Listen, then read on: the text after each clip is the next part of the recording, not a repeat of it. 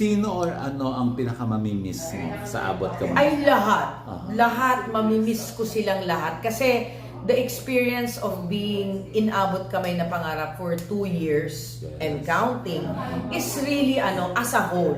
Kasi ako lagi kong ina-attribute yung atmosphere ng isang set sa director, unang-una, creative team, and your lead actors. Sino ba lead actors namin? Si Jillian Ward, si Carmina Villaruel, at si Richard Yap. Wala ni isa dyan ang may sungay. Yes. Wala ni isa dyan ang masama ugali. They are very generous, very intelligent, and very sarap to be with. Ayan. Kaya yun, parang nahahawa na rin kami sa kanila kung ganun silang kabait. Eh, sino ba naman kami, di ba? So ako hindi mabait? Hindi ka mabait, hindi. Love ko yan. Oy, pinuri ka niya? Ay, super love ko kaya. Yes, sabi. Yun ang super, ang talino kaya niya. Kunyari lang yung comedy. Ning, ang bilis mag-isip niyan. Super. I think, yung respeto namin sa isa't isa. And the camaraderie, kanina nakita ko yung samahan nyo. Kumbaga, na rin tanggap na namin ng isa't isa. Para bang pamilya. Di ba, wala namang perfectong pamilya, walang perfectong cast, walang perfectong samahan. Pero dahil sa tagal ng panahon, napilitan na kaming tanggapin ng isa't isa. Di ba? Tingin mo, iyakan kayo, no? Pag may nagagalit, may maitaulo, okay, sige, ganun lang. Unawaan. Kasi hindi naman nagagalit, bakit daw? Ganun, sige. So tingin mo, pag patapos na paalaman, iyakan kayo, no? For sure. 2 years is 2 years.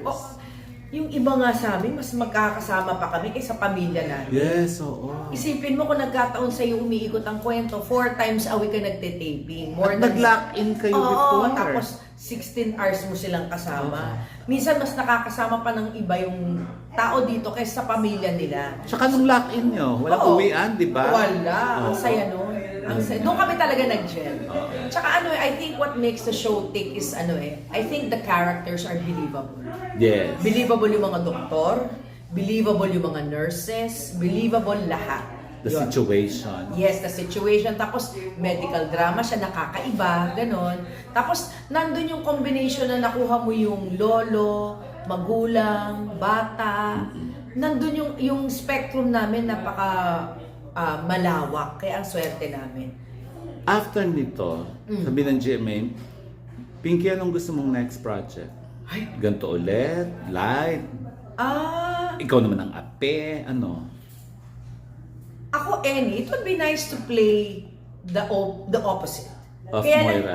kaya lang hindi ko alam kung dahil sa sobrang patok nito, Yes. kung they will take a chance. I don't know. Hindi natin alam. Nagiging realistic naman ako.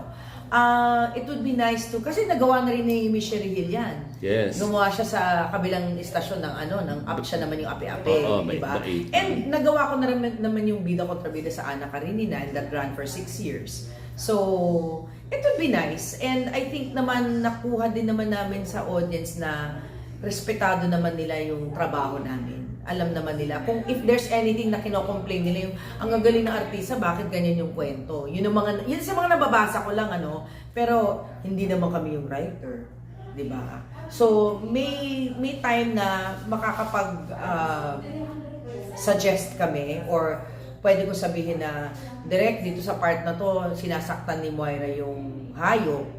Against ako doon kasi wala namang kalaban-laban yung hayop, hindi naman tao yan, hindi makakasagot, hindi makakatakbo. Parang pwede ba huwag na natin gawin yan? And then direct ko siya, ako din at Pinks against din ako sa ganyan. Huwag na natin gawin.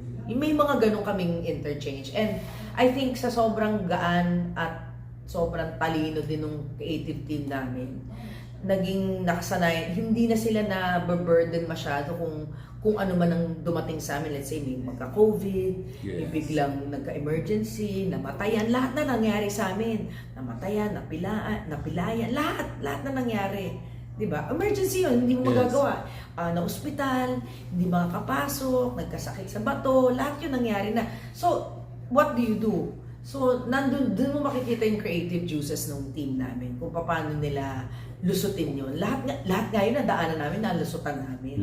Kaya ganun na lang ang tiwala ko sa kanila na parang we've been through so many challenges. At kahit paano, naintindihan naman ng audience na itatawid. In other Top words. rating pa rin kayo in 2 years, my God. Eto Sana na lang. naman. Yes po. Hindi sana, totoo, last. Oh, Eksena mo sa buong run ng show na hindi mo makakalimutan. Either nahirapan ka, natawa ka, ay, buwis-buhay. napakadami. Can you name at least one? There was one scene, yung confrontation ni Moira At ng buong Apex. Na nung Oh. nabuko nila na ako yung nagtulak kay RJ sa hagdanan. Hagdanan, Oo. So, ang kakonfront ko noon is si RJ, si Zoe, si Giselle, si Lynette, Annalyn. si Annalyn, si Doc Katie, si Doc Ray, si Justin, lahat sila Good. kalaban ko.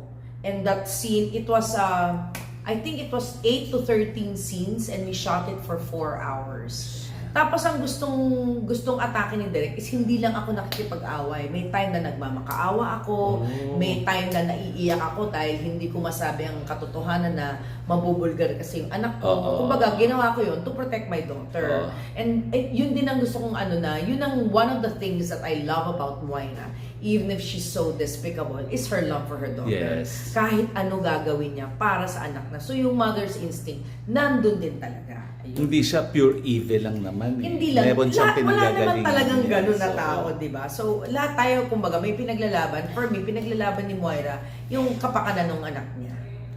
With that, thank you very much.